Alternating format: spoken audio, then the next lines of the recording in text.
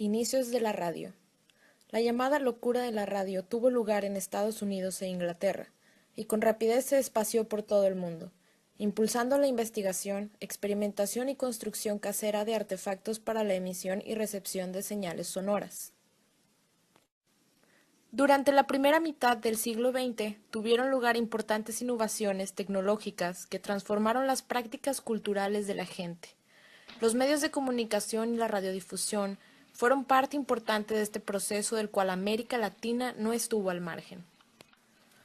Los antecedentes de lo que hoy conocemos como radiodifusión se remontan a la segunda mitad del siglo XIX y al trabajo aislado de distintos hombres de ciencia que tuvo como punto de partida la teoría electromagnética de James Clerk Maxwell. Nikola Tesla construyó un radiotransmisor en 1893. Alexander Stepanovich Popov diseñó y construyó una antena en 1894. Y Guglielmo Marconi sintetizó el trabajo de sus predecesores al desarrollar un sistema capaz de transmitir y recibir señales electromagnéticas, que posteriormente se denominó radiotelegrafía o telegrafía sin hilos. Can never forget its debt to Guglielmo Marconi. En 1927 se utilizó en España para retransmitir un partido de fútbol y la radio no se ha separado de este deporte ni un solo momento hasta ahora. Historia de la radio en México.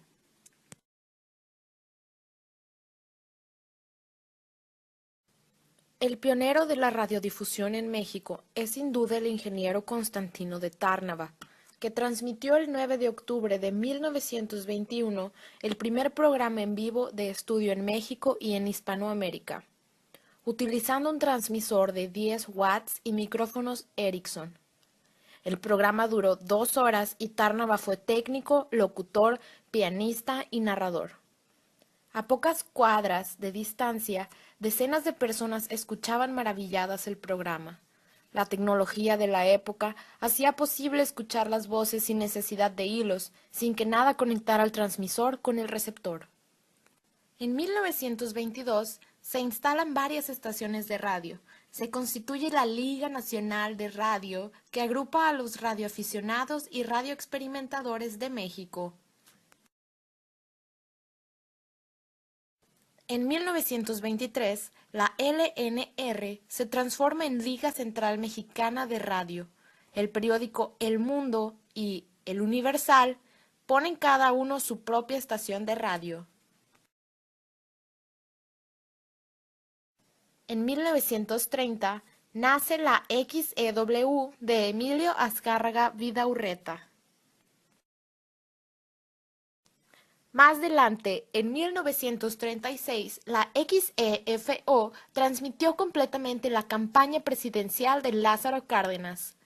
Fue el primer presidente que hizo masivo el informe de gobierno, transmitió su discurso completo por la radio.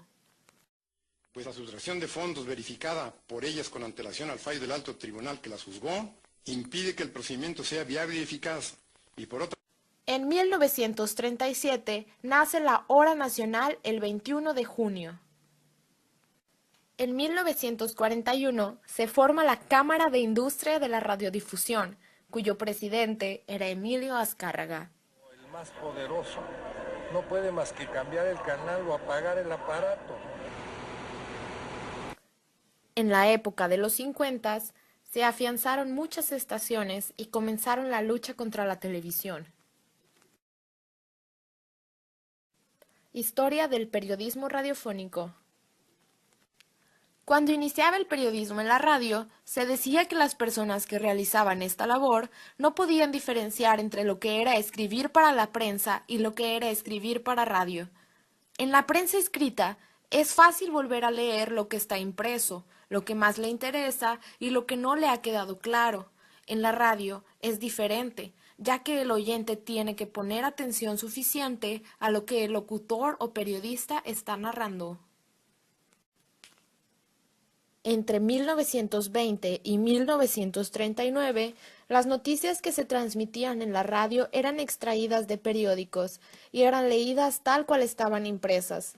Poco a poco, Conforme fue avanzando la aparición de la radio, los mismos periódicos fueron abriendo emisoras propias. A finales de 1924, casi todos los periódicos tenían su emisora de radio.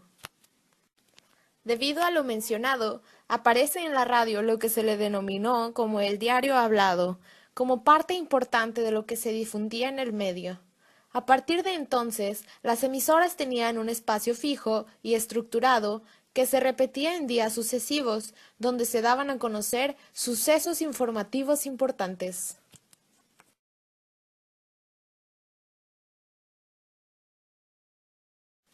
En España, la compañía Unión Radio emitió los primeros reportajes radiofónicos deportivos y musicales, con la finalidad de darlo a conocer al resto de las provincias. De 1933 a 1938, en Estados Unidos, las agencias informativas dejaron de ofrecer sus servicios informativos a la radio, ya que los periódicos ponían cierta presión sobre ellos.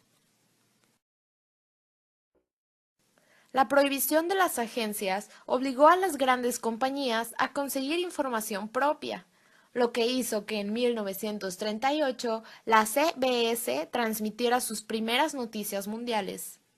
Este suceso incrementó la cantidad de información que podía transmitirse a través de la radio.